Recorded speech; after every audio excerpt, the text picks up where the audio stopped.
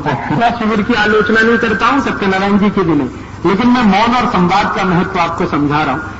तो हमारे जो बेलजी भाई देसाई हैं, ये गए विपश्यना शिविर करने और इनकी पत्नी भी गई। अब वहां पहला इंस्ट्रक्शन है कि 9 दिन आपको मौन रहना पड़ेगा या 10 दिन मौन रहना पड़ेगा। तो ये चले गए, पत्नी अलग पति अलग। और तीसरे दिन तो बेलजी भाई ने कहा कि मुझे लगा मैं पागल हो जाऊंगा, भागे वहां से, पत्नी भी भागी होना। तो उन्होंने कहा कि यहां रह के पागल हो जाए, उससे अच्छा घर में लड़ मर के पागल हो जाए। उसके बाद उन्होंने कभी उधर मुंह नहीं किया। तो मैं कहना यह चाहता हूं कि ये जो मौन है ना, वो अपने काम के लिए नहीं है, ये तपस्वी लोगों के लिए, ऋषियों के लिए, मुनियों के लिए, जिनको कुछ दूसरे किस्म की साधनाएं करनी है, उनके अपने लिए तो संवाद है। और आप देख लो इस बात को कि जिस घर में संवाद जितना ज्यादा होगा, उस घर के तनाव उतने कम होने वाले हैं। वो संवाद भले फालतू का हो या बेफालतू का, इसका कोई मतलब नहीं। बेकार की बातें भी आप कर सकते हैं, जरूर करिए। कभी कभी गप्पे मार सकते हैं, मारिए, गप्पों का कोई अर्थ नहीं होता, लेकिन फिर भी आप मारिए। लेकिन उससे क्या होता है ना, जो संप्रेषण है वो महत्व का है। और हम तो बिना संवाद किए रह नहीं सकते। जैसे मैं उदाहरण दूं, हम बाजार जाते, ठीक है, और कोई एक दुकान में चले गए। अब दुकान में आप कभी एक ऐसी दुकान में जाओ जो डिपार्टमेंटल स्टोर टाइप की है, जहां पे हर सामान रखा हुआ है, उसकी कीमत वहां पे चिपकी हुई है और कोई है नहीं वहां, कोई नहीं है वहां, सामान रखा हुआ है, कीमतें लगी हुई है, ये फलानी चीज इतने रुपए की, ढिमाकी चीज इतने रुपए की, उठाओ टोकरी में डालो, बिल बनवाओ, निकल आओ। एक तो ऐसी दुकान है। और एक ऐसी दुकान है जहां हर काउंटर पर एक कोई खड़ा है, चाहे कोई भाई खड़ा है, चाहे कोई बहन खड़ा है, और उसने भी लिख रखा है कि देखो ये चीज इस रुपए की। तो आप तो कुछ ना कुछ करने वाले हैं। आपको लिखा है तौलिया 20 रुपए की, रेट फिक्स है, फिर भी अरे भाई 18 में दोगे क्या? अब ये जो आपने कहा कि 18 में दोगे क्या, भले वो नहीं देगा, आप 20 में ही लाओगे, लेकिन वो संवाद करने का खोजा आपने रास्ता। रह ही नहीं सकते आप बिना संवाद के, रह ही नहीं सकते। अब भाजी वाला है, वो चिल्ला चिल्ला के बेच रहा है, टमाटर 10 रुपया किलो, टमाटर 10 रुपया किलो। हमने 20 बार सुन लिया, फिर भी यार 8 रुपए किलो देगा क्या? अच्छा 8.5 दे देगा, लगा दे भाई। नहीं 9 रुपए ले लेना, अरे 9.25 रुपए ले लेना। आप उससे मगजमारी कर रहे हो आधा घंटे, वो आपको मजा दे रहा है इसलिए कर रहे। भले आप 10 रुपए किलो में ही टमाटर खरीद। एक रिक्शा वाला है, मान लो रिक्शा चलाता है, उसका रेट फिक्स है कि 5 किलोमीटर 10 रुपए लूंगा, फिर भी आप उसके साथ मोल भाव करते हो कि नहीं करते हो? क्यों करते हो? संवाद के लिए। कोई लोग ये कहते हैं कि हम कंजूस है, कंजूस नहीं है। भाई बिना संवाद के हम रह नहीं सकते, प्रॉब्लम अपनी ये है, इसलिए हम उससे बातें कर रहे हैं। वो चाहे रिक्शा वाला हो, चाहे तांगे वाला हो, चाहे सब्जी बेचने वाला हो, चाहे तौलिया बेचने वाला हो, या कुछ भी बेचने वाला हो, हमें तो उससे संवाद करना ही है। क्योंकि बिना संवाद के व्यक्ति का संबंध बनता नहीं, और व्यक्ति का संबंध न बने तो ये प्रकृति से जुड़े कैसे आप? जब सबको कुटुंब मान के आप चल रहे हैं तो किसी से जुड़ाव तो हो, तो जुड़ाव होगा कैसे? वो तो संवाद से ही हो सकता है। किसी अनजाने आदमी से कैसे जुड़ेंगे आप? बिना बोले जुड़ सकते? सवाल ही नहीं उठता। हर अनजाने आदमी से आप जुड़ेंगे तो बोलकर जुड़ेंगे, और बोलने में संवाद तो आने ही वाला है। तो मैं कहना यह चाहता हूं कि अपने परिवारों में अभी क्या हुआ है, संवाद धीरे धीरे कम हो गया। ये जो हमारे कार्यकर्ता हमको शिकायत करते, राजीव भाई हमारी पत्नी मदद नहीं करती, हमारे बच्चे मदद नहीं करते, सब कार्यकर्ताओं के घरों में एक और एक प्रॉब्लम है, संवाद की कमी। संवाद करते नहीं, कुछ भी करके आएंगे बाहर, कभी घर में आकर नहीं बताएंगे हमने आज क्या किया। पत्नी पूछेगी 10 बार, अरे क्या किया क्या किया, फिर भी नहीं बताया। अरे तेरे काम की चीजें बताएं क्या किया। अब जब आप ये मान ही लेते हो कि उसके काम की चीज नहीं है, तो फिर भले आप काम की चीज करो तो वो होने वाली नहीं, सहयोग मिलेगा कैसे आपको? भले आपने दुनिया में तोप चलाई, घर आके बता तो दो कि मैं आज तोप चला के आया, मैंने 10 लोग मार डाले, बताओ तो सही, संवाद तो करो। और आप तो संवाद ही नहीं करोगे तो फिर तो गड़बड़ होने वाली। तो मेरे कार्यकर्ता जो मुझे ये शिकायत करते हैं कि परिवार का सहयोग नहीं मिलता, उसका एक ही कारण है कि हमारे परिवार में परिवार के संबंधियों के साथ संवाद बहुत कम है, और वो कई स्तर पे कम है। एक स्तर जैसे ये है कि आप कहीं गए, आपने बताया नहीं आप कहां गए, बस हो गया किस्सा खत्म। आप कहीं जा रहे हैं, भले आप 5 मिनट के लिए घर से बाहर जा रहे हैं, लेकिन आपने बता दिया कि मैं पोस्ट कार्ड खरीदने जा रहा हूं, तो ये संवाद ही तो हुआ आपने, तो बस जुड़ाव हो गया। हर क्षण जुड़ाव चाहिए आदमी को, और आपने बताया नहीं, आपने तो मौन धारण कर लिया, अब आप कहीं चले जाएं, भले कितना भी महत्व का काम करके आए, लेकिन आपका संवाद हुआ नहीं है, तो उस काम का घर वालों के लिए कोई मतलब नहीं है, वो कितना ही बड़ा काम आप करिए। अब उनके लिए जब उस काम का कोई मतलब नहीं है तो बेकार है आपका सब काम, आप प्रेषित ही नहीं कर पाते। कम्युनिकेशन में बहुत लैकिंग है, और ये भी एक अहंकार, बस और कुछ नहीं।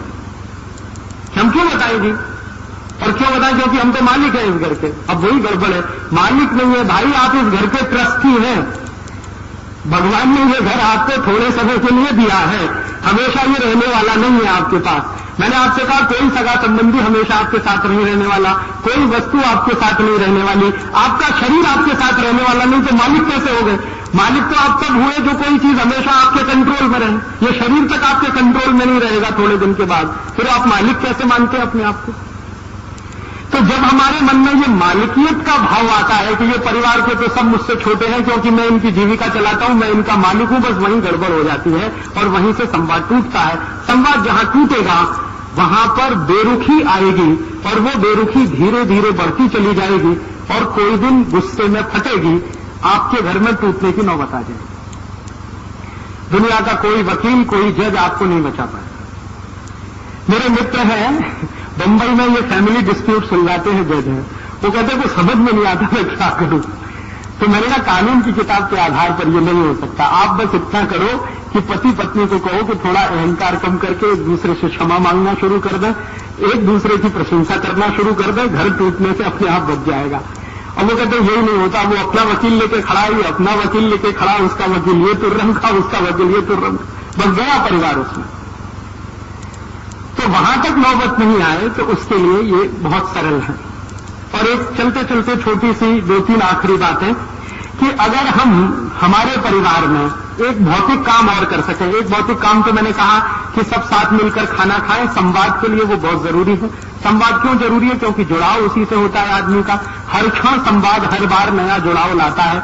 आप कई बार महसूस करेंगे कि संवाद करते करते आपका किसी के प्रति प्रेम बढ़ता है या किसी के प्रति आकर्षण बढ़ता है। उसको जितना कम करते जाएंगे प्रेम भी कम होगा, आकर्षण भी कम होगा, सब चीजें कम होती जाएंगी। प्रेम तत्व कम होगा, मैंने आपसे कहा टेंशन बढ़ेंगे वगैरह वगैरह सब होगा। तो इसलिए इसका बहुत महत्व है। इसी के साथ एक चीज का और महत्व है, जो भौतिक बात है वो ये एक दूसरे की सेवा करना। हम बीमार हैं तो हमारी कोई सेवा करे, लेकिन अपेक्षा न रखें। मैंने आपसे पहले कहा अपेक्षा रखेंगे तो मोह में जाएंगे, और बिना अपेक्षा के करेंगे तो प्रेम में जाएंगे। तो प्रेम के आधार पर हम सेवा करें। मान लीजिए हमारे पिताजी बीमार हैं, हमारी मां बीमार है, हमारा भाई बीमार है, हमारी बहन बीमार है, या हम बीमार हैं, तो मैं बीमार हूं तो मेरी कोई सेवा कर रहा है, या कोई दूसरा बीमार है तो मैं उसकी सेवा कर रहा हूं, बिना इस अपेक्षा के कि ये मेरी करें तो बहुत अच्छा, लेकिन अपेक्षा न हो। तो क्या होगा कि प्रेम तत्व प्रबल होता जाएगा, लगातार बढ़ता जाएगा। और सेवा आप जानते हो इतना बड़ा माध्यम है जो किसी को भी जीत सकते। आपने देखा नहीं है, ये जो ईसाई मिशनरियां हैं, इन्होंने सेवा भाव से ही हिंदुस्तान के एक बहुत बड़े इलाके को जीत रखा। आप कभी नॉर्थ ईस्ट में जाइए, नागालैंड, मिजोरम, मणिपुर, त्रिपुरा, वो पूरा हिस्सा हिंदुस्तान से कटकर अलग होने को तैयार है सिर्फ सेवा के आधार पर। उन्होंने कुछ वो बना दिए हैं हॉस्पिटल, कुछ खोल दिए हैं स्कूल, उन स्कूलों में पढ़ाते हैं बच्चों को, हॉस्पिटल में करते हैं मरीजों की सेवा। बस उसी पर नागालैंड का साधारण नागरिक कहता है जी हमें भारत में नहीं रहना, हमको तो इनके साथ रहना। और उसी की ताकत पर उन्होंने यहां तक करा लिया है कि नागालैंड की भाषा अंग्रेजी है। हिंदुस्तान में 2 ही ऐसे राज्य हैं जिनकी राज्य भाषा अंग्रेजी है, बाकी कोई राज्य नहीं। कल को वो अलग भी हो जाए तो वहां की जनता उनके साथ जाने वाली। तो ये जो सेवा तत्व है ये हमारे यहां बहुत महत्व का है, और ये महत्व का तत्व तो हम परिवार से शुरू करें। परिवार में एक दूसरे की सेवा करना, वो छोटा हो या बड़ा हो, ये इमैटीरियल है। क्योंकि मैंने आपसे कहा कोई छोटा नहीं, कोई बड़ा नहीं, सब ईश्वर तत्व है, सब परमात्मा के अंश है। आप उनके साथ रह रहे हैं ये आपका सौभाग्य है, या वो आपके साथ रह रहे हैं तो ईश्वर ने आपको मौका दिया है, ट्रस्टी बनाकर इस घर में आपको भेजा। ये भाव अगर आपके मन में है तो किसी की भी सेवा करने में आपको कोई हिचक नहीं आएगी, छोटा हो या बड़ा। तो अगर आपने भौतिक रूप से ये सेवा करना, भौतिक रूप से संवाद करना, एक साथ मिलकर भोजन करना, एक साथ मिलकर बातें करना, ये कुछ छोटी छोटी भौतिक बातें करना शुरू कर दिया, बहुत सारे तनाव, बहुत सारे टेंशन, बहुत सारे परिवार के क्लेश, झगड़े सब मिट जाएंगे। मैं कहना ये चाहता हूं कि झगड़े सभी परिवार में होते हैं, कलह सभी परिवार में होती है, क्लेश सभी परिवार में होता है। कोई ऐसा परिवार दुनिया में नहीं होगा जहां झगड़े ना हो, क्लेश ना हो, कलह ना हो। लेकिन उसको कम करना, उसको समाप्त करना ये हमारे हाथ में है, ये हमारे कंट्रोल में है। हम थोड़े व्यवहार के परिवर्तन से इन सब चीजों को बहुत आसानी से कंट्रोल कर सकते हैं। चलते चलते एक छोटी सी बात और, आजकल हमारे यहां परिवार अगर चलाना है तो कर्तव्य भाव से चलेगा। अभी हमारे देश में एक गड़बड़ हो गई और वो गड़बड़ ये हो गई कि एक संविधान आ गया हमारे देश में, जो हमारी इच्छा से नहीं बना है। ये बिल्कुल सही बात है। We the people of India, ये सबसे बोगस बात है जो लिखी हुई है, क्योंकि हमने कभी आत्मार्पित नहीं किया। 300 लोग थे जिन्होंने इसको बना दिया और उन्होंने घोषित कर दिया कि ये हो गया। अब उसमें गड़बड़ी जो हो गई है, मूल में भूल वो ये हो गई है कि जो कुछ उसमें है वो अधिकार प्रधान है, कर्तव्य प्रधान कुछ है ही नहीं। पूरे संविधान आपको ये अधिकार, आपको ये अधिकार, आपको ये अधिकार, आपको ये अधिकार, आपको ये मौलिक अधिकार, आपको वो मौलिक अधिकार, कर्तव्य भाव उसमें नहीं है। एक जगह है बस पूरे कॉन्स्टिट्यूशन में, आर्टिकल 51, बस उसके बाद कहीं कुछ नहीं है। और अधिकारों के लिखान निकालूं तो 20 आर्टिकल है। तो ये जो अधिकार प्रधान हमने बनाया अपने संविधान को, तो सरकार भी पूरी तरह से अधिकार प्रधान है। सरकार को ये अधिकार है, सरकार को ये अधिकार है, सरकार को ये अधिकार है, सरकार को ये अधिकार है। कर्तव्य क्या है? वहां पे ठन गोपाल। तो मैं कहना यह चाहता हूं कि अपने देश का संविधान और ये जो सरकार है ना, ये बिल्कुल उल्टी दिशा में है। कारण उसका यह है कि ये सब कुछ अधिकार प्रधान व्यवस्था में है। अपना परिवार अधिकार प्रधान व्यवस्था में नहीं चल सकता। परिवार चलेगा कर्तव्य प्रधान व्यवस्था से। परिवार में हम अधिकार से ज्यादा कर्तव्य की बात सोचें। मेरा ये कर्तव्य है, मेरा ये कर्तव्य है, मेरा ये कर्तव्य है, मुझे ये करना है, पति का ये कर्तव्य है, पत्नी का ये है, बेटे का ये है, बेटी का ये है, मां का ये है, पिता का ये है, भाई का ये है, बहन का ये है। सब अपने कर्तव्य भाव से प्रेरित रहें तो परिवार बहुत अच्छे से चलता है। अगर अधिकार भाव से आपने बात करनी शुरू की तो बंटवारे होते हैं। 2 भाई जो एक ही मां से पैदा हुए हैं वो क्यों बटते हैं? 4 भाई जो एक ही मां से पैदा हुए हैं, एक ही तरह का जेनेटिक मटेरियल उनके पास है, वो आपस में झगड़े क्यों करते हैं? संपत्ति का बंटवारा क्यों करते हैं? अधिकार भावना से। मेरा अधिकार इतनी संपत्ति पर, तेरा अधिकार इतनी संपत्ति पर, मेरे हिस्से में इतना, तेरे हिस्से में इतना। तो ये जो अधिकार भावना आई है, ये अंग्रेजों की लाई हुई है हिंदुस्तान में। अगर अंग्रेज नहीं आते तो हिंदुस्तान के समाज में ये अधिकार भावना नहीं होती। अंग्रेजों ने लाकर ऐसे नियम कायदे कानून बनाए और ऐसा ही संविधान बनवा दिया जिसमें अधिकार अधिकार अधिकार तो हर जगह है, कर्तव्य तो कहीं है नहीं। तो मैं आपसे कहना यह चाहता हूं कि आप परिवार अगर चला रहे हो तो कर्तव्य भावना से चलाओ, अधिकार भावना से नहीं। मेरा ये कर्तव्य है, मेरा ये कर्तव्य है, पिता के प्रति बेटे का ये कर्तव्य है, बेटे के प्रति पिता का ये कर्तव्य है, पत्नी के प्रति पति का कर्तव्य है, पति के प्रति पत्नी का कर्तव्य है, वगैरह वगैरह। ये जितना भी कर्तव्य भाव से आप चलेंगे, आपके परिवार में तनाव बिल्कुल नहीं होंगे। तो ये छोटी छोटी बात है, कुछ इसमें भौतिक है, स्थूल है, कुछ आत्मिक है, अंदर की है, मन की है। मन के स्तर पर थोड़ा बदले, शरीर के स्तर पर थोड़ा बदले, तो बहुत सुंदर तरीके से आप परिवार में चल सकते हैं। प्रसन्न रहें, प्रसन्न रखना सीखें दूसरों को। ये जो प्रेम है ना, वो प्रसन्नता का एक दूसरा हिस्सा है। कोई पूछे प्रेम का भौतिक स्वरूप बता दो, आप किसी को प्रसन्न रख सकते हैं तो प्रेम करते हैं, नहीं रख सकते तो आप प्रेम नहीं करते, मोह कर सकते हैं उससे। मोह से मैंने कहा स्वार्थ पैदा होगा, स्वार्थ आगे लालच तक ले जाएगा आपको, और कहां ले जाके तोड़ेगा कोई नहीं जानता। लेकिन अगर आपने प्रेम रखा है तो प्रेम में से तो स्वार्थ कभी आने वाला नहीं। प्रेम से तो प्रसन्नता ही निकलेगी, आनंद ही निकलेगा, त्याग की भावना आएगी, कर्तव्य की भावना आएगी। जहां प्रेम प्रधान होगा वहां कर्तव्य अपने आप आ जाएगा, क्योंकि हमें दूसरे को प्रसन्न रखना है तो कर्तव्य भाव में ही रख पाएंगे, अधिकार भाव में तो नहीं रख पाएंगे। तो मेरा ये कर्तव्य है, ये मानकर मैं करूं। और अपने कर्तव्य हम सब समझते ही हैं, ऐसी कोई बड़ी बात नहीं है। सभी जीव जगत के जीव जंतुओं के प्रति हमारा जो कर्तव्य है वही कर्तव्य है हमारा सबके प्रति, जो हमारे परिवार के साथ है या कुटुंब के हिस्से है। और अगर ये हम अपने परिवार में करें तो मैं मानता हूं कि आपका परिवार, हमारा परिवार एक अच्छा परिवार बन सकता है, जिसमें तनाव नहीं होंगे, कलह नहीं होगी, क्लेश नहीं होगी। कलह क्लेश कभी होगी भी तो बहुत आसानी से निकल जाएगी। मैंने आपसे कहा कि कभी कलह हो जाए, क्लेश हो जाए, क्षमा मांगने में देर मत करिए और क्षमा करने में देर मत करिए। तो आप देखेंगे 2 मिनट में सब काफूर हो जाएगा। गलतियां हर आदमी करता है, कोई आदमी आदर्श नहीं होता, न कोई स्त्री आदर्श है, न कोई पुरुष आदर्श है, न कोई बेटा आदर्श है, न कोई बाप आदर्श है। हम में से चूंकि कोई आदर्श नहीं है और हम सब परमात्मा के अंश हैं, ये मानकर अगर हम कोई भी बात करेंगे तो बहुत आसानी से क्षमा करना, क्षमा करवाना या क्षमा देना या क्षमा लेना हमें आ जाएगा। बहुत आसानी से हम प्रेम करना सीख जाएंगे, प्रशंसा करना सीख जाएंगे, सेवा बहुत आसानी से हम कर पाएंगे और परिवार को एक अच्छा स्थान बना पाएंगे जहां जो भी रहेगा कर्तव्य भाव।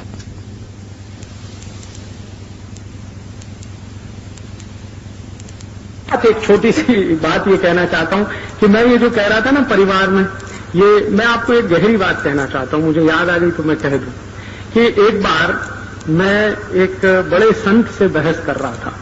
अब उनका नाम नहीं बताऊंगा मैं आपको क्योंकि उसके दूसरे कारण। तो मैं उनसे बहस कर रहा था, बहस इस बात पे कि आप कहते हो मोक्ष है, मोक्ष है, मोक्ष है, आप मुझे मोक्ष ले जा सकते हैं क्या? तो उन्होंने मुझे कहा कि कोई दुनिया का दूसरा आदमी दूसरे को मोक्ष नहीं ले जा सकता, माने मैं तुमको मोक्ष नहीं ले जा सकता, तुम चाहो तो खुद मोक्ष जा सकते हो। तो मैंने कहा ये तो सब साधु संत कहते हैं कि मेरे पास आओ, गंदा ताबीज बनवाओ, मैं तुम्हें मोक्ष ले जाता हूं। इतने 1000 की गुरु दक्षिणा दे दो, इतने लाख की गुरु दक्षिणा दे दो, एक गंदा बांधता हूं, एक ताबीज बांधता हूं, चलो मोक्ष में मिलेगा। तो उन्होंने कहा ये सब पाखंडी है, कोई साधु संत नहीं है, ये सब आध्यात्मिक उद्योगपति है। कोई भी आदमी जो ये कहता है आपसे कि मैं आपको मोक्ष ले जा सकता हूं, आप जान लो कि उससे बड़ा पाखंडी दुनिया में कोई नहीं। और बहुत सारे ऐसे पाखंडी लोगों ने समाज का बहुत दुरुपयोग किया है, बहुत नुकसान भी किया है। कोई भी आपसे ये कहता है, कितना भी ऊंचे पद पर बैठा हुआ हो, वो अगर कहे कि मैं आपको मोक्ष ले जा सकता हूं, ये दुनिया का सबसे बड़ा पाखंडी आदमी है जो ये कह रहा। कारण उसका क्या है? दुनिया में कोई व्यक्ति खुद तो मोक्ष जा सकता है लेकिन दूसरे को नहीं ले जा सकता। अब एक दिन क्या हुआ कि जो संत से मैंने ये बात कही तो उन्होंने कहा तुम्हारी कोई जिज्ञासा है मोक्ष के प्रति? मैंने कहा मेरी बहुत जिज्ञासा है। तो कहने लगे तुम क्या सीखना चाहते हो? क्या? मैंने कहा मैं ये जानना चाहता हूं कि मोक्ष किसको होता है, किसको नहीं होता। तो उनका अच्छा कैसा करो, वेद पढ़ लो। तो मैंने कहा पूरे वेद पढ़ूंगा तो तकलीफ है, इतना समय कम है। तो उन्होंने कहा अच्छा मैं तुमको कुछ हिस्से वेद के बता देता हूं, तुम पढ़ लो। तो मैंने फिर कुछ पढ़ा, उनके सानिध्य में रह के संस्कृत थोड़ा बहुत सीख के फिर पढ़ा।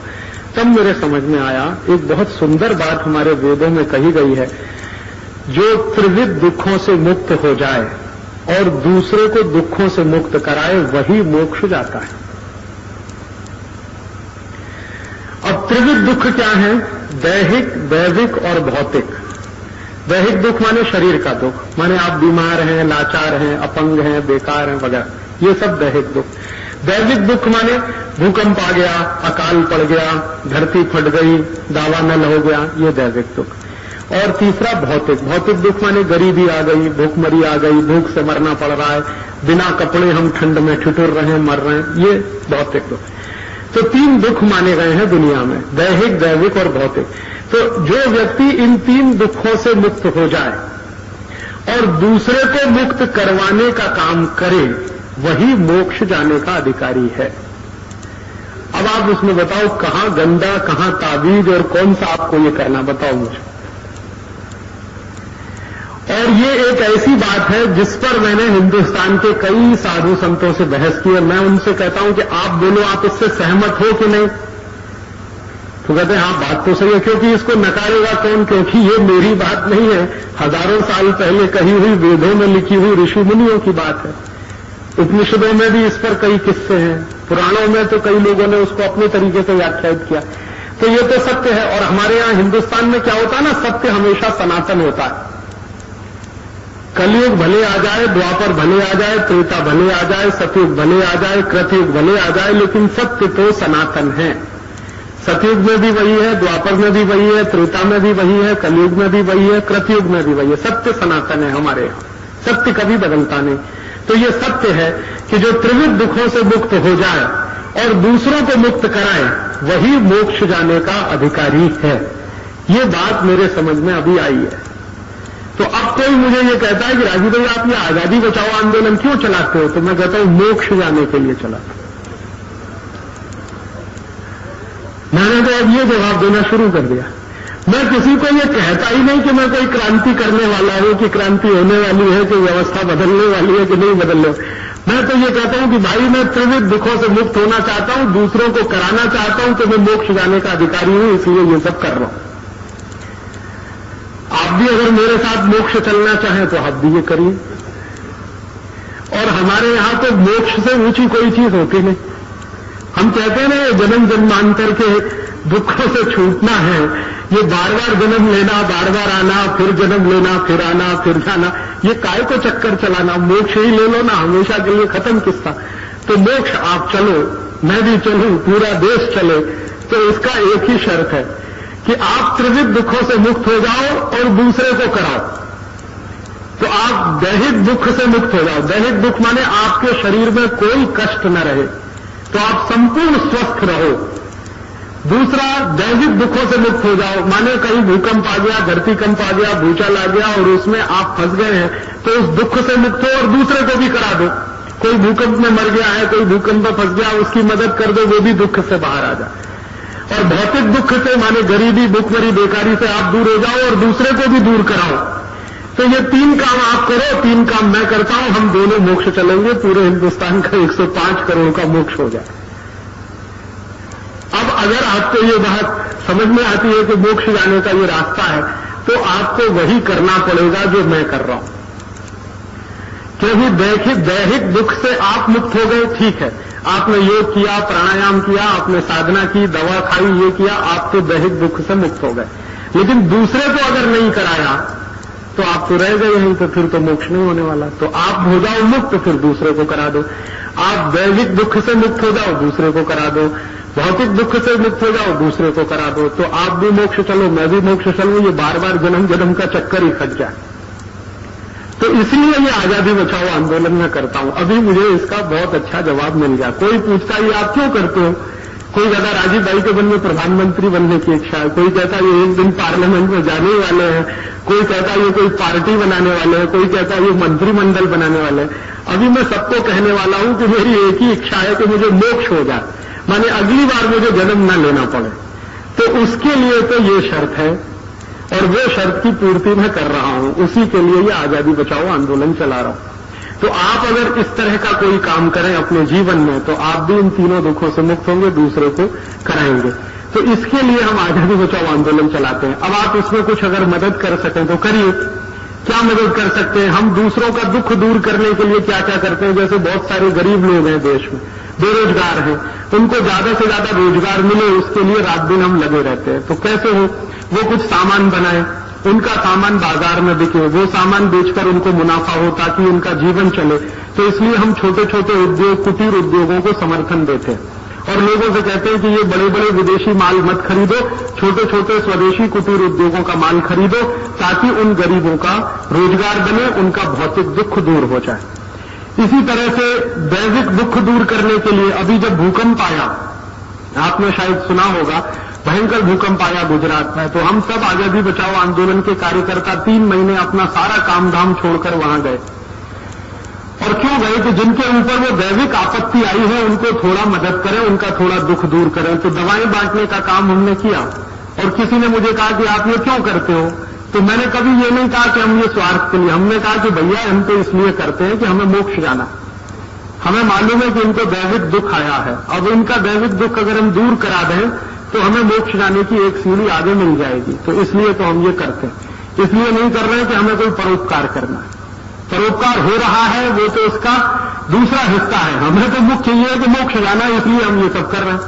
तो हमने आजादी बचाओ आंदोलन की तरफ से जो भी सेवा काम किया, न तो उसको अखबार में छपाया, न उसका बैनर बनाया, न उसका पोस्टर बनाया, कुछ नहीं किया, क्योंकि हमें अपने लिए करना है, किसी दूसरे के लिए नहीं करना।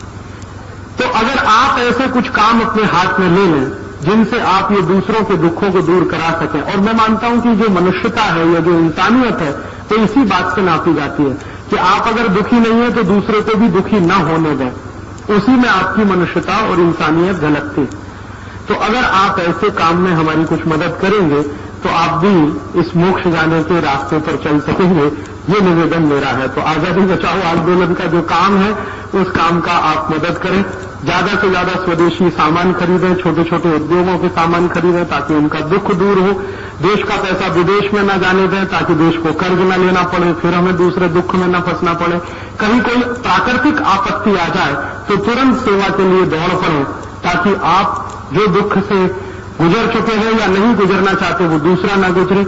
ऐसे ऐसे छोटे छोटे काम। तो आप जब यहां से जाएंगे तो नीचे एक स्टॉल लगा हुआ है, उस स्टॉल पर छोटे छोटे गरीब कारीगरों द्वारा बनाई गई कुछ वस्तुएं रखी हुई हैं। कोई दंत मंजन है, कोई खादी के कपड़े हैं। 10-12 गरीब कार्यकर्ता हमारे सेवाग्राम आश्रम में खादी बनाते हैं और वो खादी के कपड़े यहां पर आए हैं। आप अगर उनको खरीदेंगे तो कुछ 10-11 जो गरीब कार्यकर्ता हैं उनका भौतिक दुख आप दूर कर सकेंगे और वो भौतिक दुख आपने दूर किया तो उनके लिए एक रास्ता खुलेगा और आपके लिए भी एक रास्ता खुलेगा। ऐसे ही कई कार्यकर्ता हमारे पुस्तकें बनाते हैं, कैसेट बनाते हैं प्रचार के लिए। अगर आप वो ले सकेंगे तो बहुत अच्छा है। कुछ कार्यकर्ता अखबार छपाते हैं, उन अखबारों में ये सब खबरें आती हैं कि हम कहां क्या कर रहे हैं। वो अखबार के अगर आप मेंबर बन सकेंगे तो ये उनके लिए एक रास्ता खुलेगा। तो आप मदद रूप साबित हों ऐसे लोगों के जो कुछ ना कुछ दुख में फंसे हैं, बेरोजगारी के कारण, गरीबी के कारण, भुखमरी के कारण। तो ऐसे ही गरीब बेरोजगार लोगों की गरीबी बेकारी दूर करने के क्रम में हम ये सारा काम करते हैं स्वदेशी का। उस काम में आप भी सहयोग करेंगे तो शायद हम और आप एक ही पथ के अनुगामी बन सकेंगे और कोई बड़े उद्देश्य को हासिल कर सकेंगे। इतना ही कहकर आप सबका बहुत आभार, धन्यवाद। आपने बहुत शांति से सुना, बहुत आभार।